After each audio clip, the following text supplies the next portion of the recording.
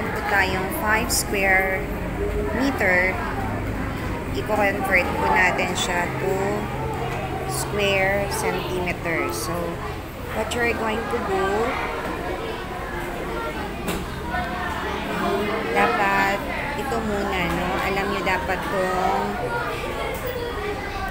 so bago tayo mag-proceed, dapat alam nyo po muna yung equivalent ng 1 square meter is equal to 10,000 square centimeters. So before we proceed to conversion of units, ito muna yung basihan natin. Okay? Since in-apply na natin, ginamit na po natin, sinubstitute na po natin yung 1 square meter is equivalent to 10,000 square centimeters. Ito na po yun.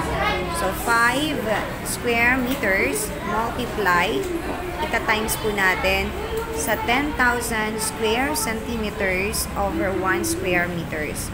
So, dahil hinahanap natin ay square centimeters, so may nakikita po tayo, pwede tayong mag-cancel out na parehas ng square meter at saka square meter na nasa baba. So, ika-cancel out natin siya.